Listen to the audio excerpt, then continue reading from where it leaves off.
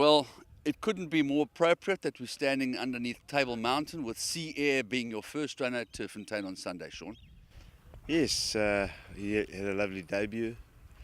His prep has gone pretty smoothly. Listen, just from the off, let's say that obviously the horses for Sunday, it's a little bit hit and miss because of the rain that we've had. I mean, some horses are going to be more affected by the botched prep than others. I think Friday being the first day that we're able to get on the track since Monday. So, just to warn everybody that, they may not run exactly to form, but CA's had a good preparation. I think he's in the right type of race, and he's certainly got a chance. Well, in these beautiful conditions, nice to chat about Sunday's runners, which are brimful of class. We start off with Takatul in the first. Yeah, seems very limited, but he has a good draw this time, and he's probably one you can include in places. Aziz, I think he's looking for a bit further. However, we thought we'd just keep her over the trip for another run, seeing that she did run second last time. And once again, everything seems to have gone well enough and she would have a chance. Okay, then on to a horse that gave Lyle Hewitson an emotionally charged and a very special win in his last start. Depends on how the going comes up, and if it's good to soft, that would still be fine. I think heavier going wouldn't be ideal, but he was in good shape. He should obviously enjoy the trip, and he must be a runner. In cahoots, you were quite bullish about this horse's ability at long odds, and obviously the horse has delivered. He may need to be gelded, and hopefully music can settle him. He didn't settle in his last start, but on the bright side is he's had a run not so long ago, so this gap in missing work shouldn't be the end of the world. In cahoots, just about the distance, I'm not quite sure if he's going to get the trip. It seems as though he's looking for it. He's in good order, and he's got to start showing on what we know he can do. With lots of quality at Charb, Faria and Protea Paradise. Yeah, Atiab and Protea Paradise ran good races last time. Stepping up in class now to feature race company, so it's going to be interesting to see how they go, but they're both quality horses and I expect good runs from them. And then Faria, she ran a disappointing race last week. Hopefully she can put that behind her. She is fairly well treated with the sex allowance here, so if she brings her best, she can be included. Then we move on to the group horses. Return Flight spearheads those with Saints Alive and Viva Pipa, who ran last week. Obviously, Return Flight is the class act, which is giving weight all round to some of them as much as 5 kilos, which is not easy over a distance short of your best. And obviously, this is her prep for the Triple Tiara, but she is in good order and she'll be thereabouts.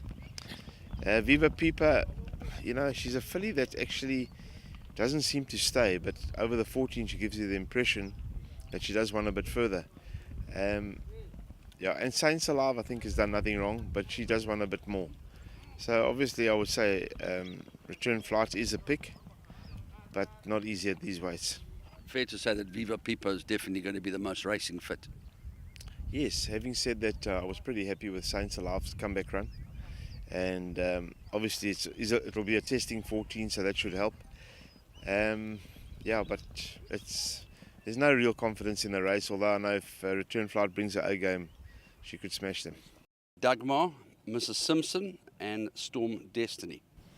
Yeah, Storm Destiny is a smart filly, but this is definitely too short for her. Using this as a prep for the Triple Crown period, which she'll contest probably all 3 legs and improve through all 3 legs as the distance gets greater.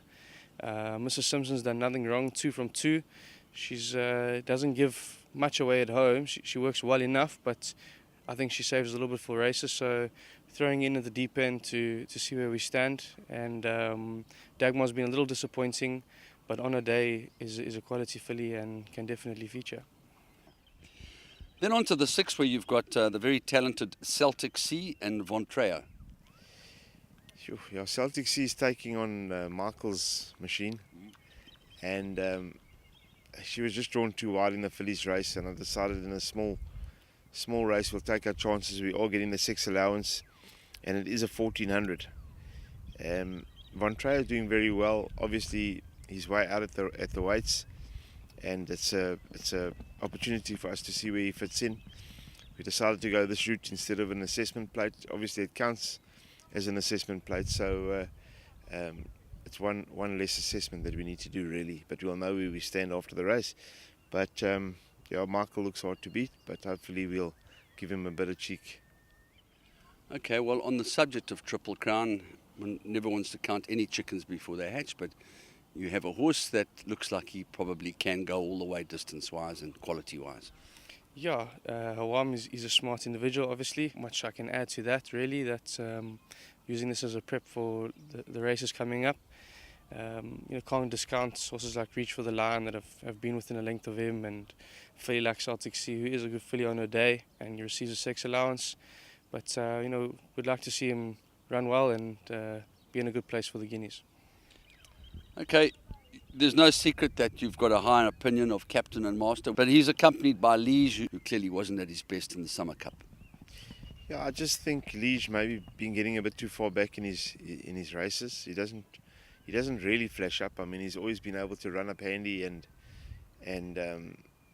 kick from there. So I'm expecting a better run, change of tactics from Liege.